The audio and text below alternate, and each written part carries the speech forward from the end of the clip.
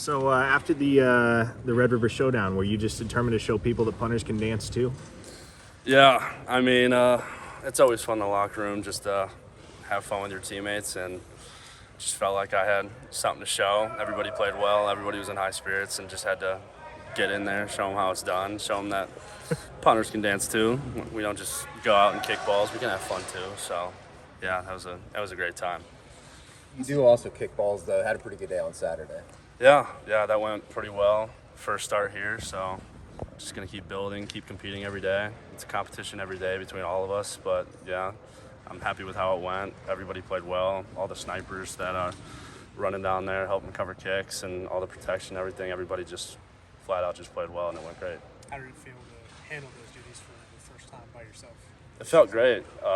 It was my first time starting here, but at my old school, I started for 3 years, so it wasn't anything. Just tried to go at it with the same approach. Just go out there, level-headed, just have fun, and worked out pretty well. People probably watch you kick and think that's kind of all there is to it, but what had to develop from week one to now in your game to get to Saturday? Yeah, it was really just constant work every day, just constant improvement. Consistency is really the key with kicking, and it was just working every day, just try to get better, work on one thing at a time. Once you get that, move on to the next thing, and just keep getting better every single week and every single day. Being a specialist is a tight-knit group. When Zach's going through what he's going through the last 2 games, what do you do just to keep him confident, keep him positive? Yeah, so we just try to keep him in good spirits. He's always in a pretty good mood, but he's been in a little bit of a struggle right now. But we've seen in practice he makes 7 consecutive kicks all the time. Like everybody on this team has great confidence in him that he can bounce back and do what needs to be done. So I think he knows what he needs to do. We just try to keep him level-headed and positive, and hopefully, and we know that things will get a lot better from here on out. What does that ebb and flow as someone who kicks? There's days maybe it feels great coming off your foot, and days it's not. How do you handle those ups and downs? Yeah, it's mainly, like I said, just consistency, just working on what Nunez just tells us we need to work on, approaching it one thing at a time, and everybody has bad days. I mean, and when you have those bad days, just try not to get in a deep, dark place in your mind, thinking that you're not good enough. So it's just working on the positive things and just building off those. 4 inside the 20. Tell us about how hard that is. Nunez said, I think it was in the spring, he said, yeah, he's really, really good at that.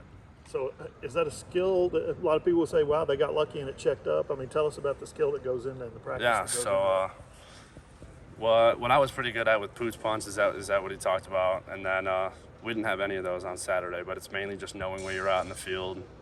You kind of have a different swing for every punt, wherever you're at on the field. So just trying to hit a good ball, hoping if he lets it bounce, just get a good bounce, because 95% of our job, the ball's in the air, and you can't control it. So it was just working on the accuracy, just going out there, swinging away, just letting the snipers, Jacoby and Chris Petaway, just go down there and make a play on the ball.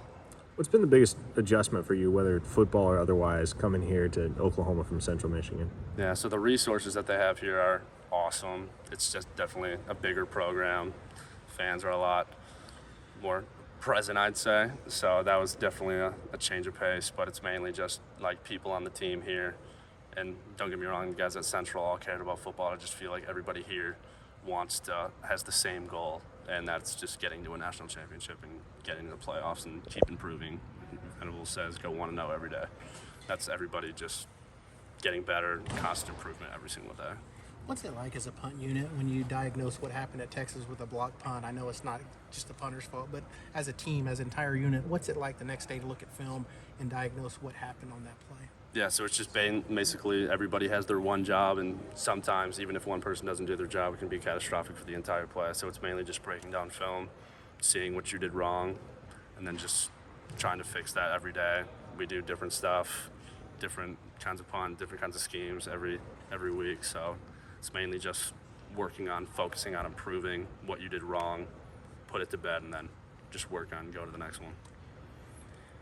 How's the wind here relate to what you had in Michigan?